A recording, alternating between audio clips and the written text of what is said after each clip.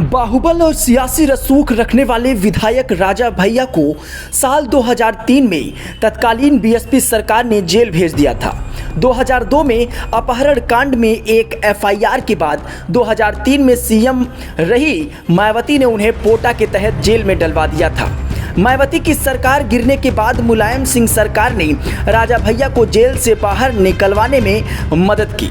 मुख्यमंत्री बनते ही मुलायम सिंह ने राजा भैया को जेल से बाहर निकलवाने में मदद की थी।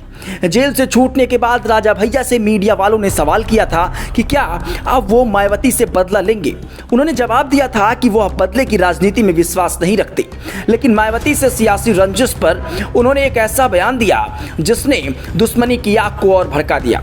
साल 2002 में राजा भैया पर झांसी के विधायक पूरन सिंह की किडनैपिंग का केस दर्ज हुआ था और इस केस में राजा भैया के खिलाफ कई दिनों तक जांच चली। उनकी महलनुमा कोठी और तालाब समेत तमाम जगहों पर छापा मारा गया था। किडनैप के आरोप में राजा भैया को जेल भी जाना पड़ा था। राज कपूर की फिल्मों के शौकीन और हेमा मालिनी के फैन होने के साथ ही पुरानी गीतों के सुकून तलाशने वाले राजा भैया की छवि एक दबंग नेता की है। 2002 से पहले तक उनके बारे में कहा जाता था कि प्रतापगढ़ की कुंडा विधानसभा तो क्या पूरे क्षेत्र में कोई भी उनके खिलाफ चुनाव लड़ने की हिम्मत आसानी से जुटा नहीं पाता। लेकिन ऐसा उनके बारे में क्यों कहा जाता है? क्या वजह है जिसने राजा भैया के साथ बाहुबली का तमगा जोड़ दिया? क्या बेंती में उनकी महलनुमा कोठी से लेकर कई एकड़ में फैली तालाब तक तमाम तरह के राज दफन हैं?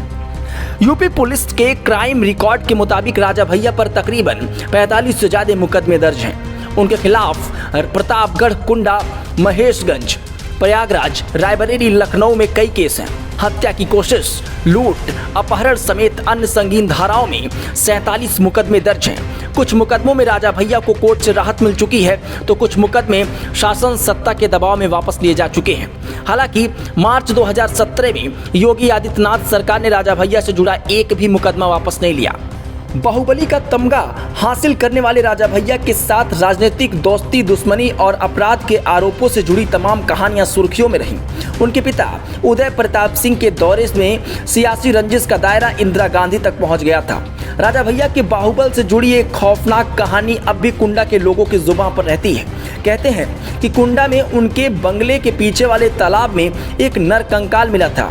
बेंती इलाके में उस तालाब की छानबीन में जो नरकंकाल मिला था वो कुंडा क्षेत्र के नरसिंहगढ़ गांव में रहने वाले संतोष मिश्रा का था। कुंडा के लोगों ने पुलिस वालों को बताया था कि संतोष का स्कूटर राजा भैया की जीप से टकरा गया था और उसके बाद राजा भैया के लोग उसे उठाकर ले गए और इतना मारा कि उसकी मौत हो गई। बाद में उसका शव बेंती तालाब में दफन कर दिया गया। इस तरह के तमाम किस्सों और आरोपों को राजा भैया सिरे से खारिज करते हैं। वो कहते हैं कि मीडिया ने उन्हें अक्सर डॉन बनाकर पेश किया।